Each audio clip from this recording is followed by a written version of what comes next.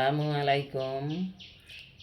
কেমন আছেন আমার শ্রদ্ধেয় দর্শক ও শ্রোতা বৃন্দ? আশা রাখছি ভালো আছেন। আমরা আল্লাহর রহমতে ভালোই আছি।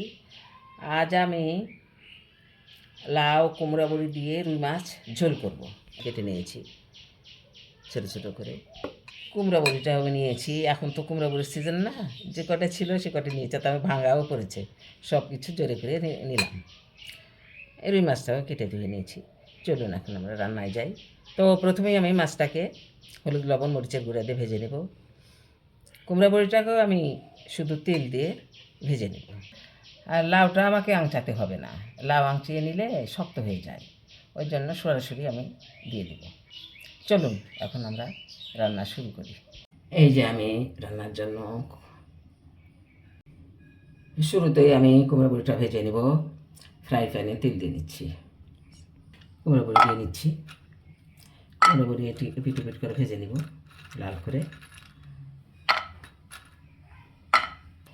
ভাঙা গোটা সবগুলাই ভেজে নেব। কী করবো, কুমড়ো বড়িটাকে আমি লাল করে ভেজে নিলাম। এখন আমি নামিয়ে দেব। এখন আমি মাছ ভাজার জন্য তেল দিয়ে নিচ্ছি।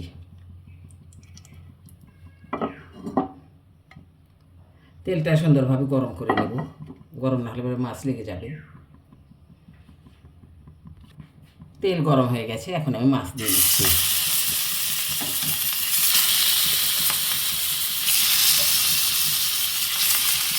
মাছটাকে আমি একটু করে লাল করে ভেজে নেব।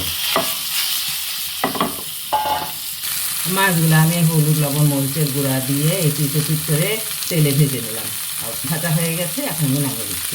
রান্নার মূল পর্বে চলে আসলাম। কড়াই চুলায় দিয়েছি, তেল দিয়ে নিচ্ছি। তেজপাতা আস্তে জিরা দিয়ে নিলাম।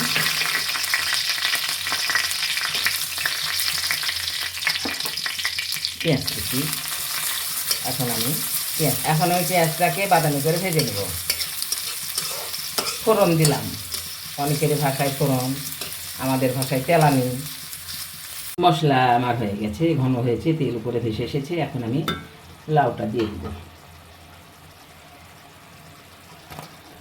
কুমড়ো বড়িটাও দিয়ে নিলাম। এখন লাউ কুমড়ো বড়িটাকে আমি মশলার মধ্যে কষিয়ে নেব।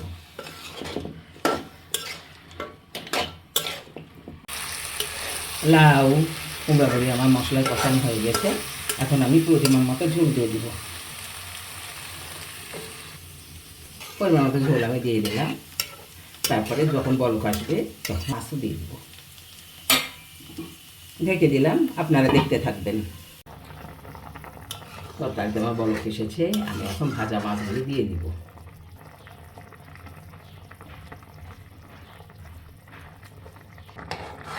মাছটাকে তরকারির মধ্যে দিয়ে দিলাম, ডুবে দিচ্ছি।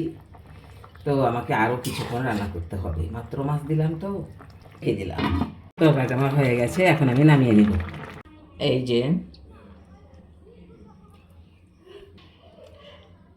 এই যে রুই মাছ লাউ কুমড়ো বড়ি দিয়ে ঝোল আমার হয়ে গেছে। তো আপনাদের যদি এই রেসিপিটা ভালো লেগে থাকে, এভাবে রান্না করে খেয়ে দেখবেন, ভালো লাগবে।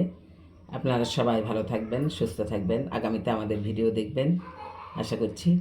আল্লাহ হাফেজ।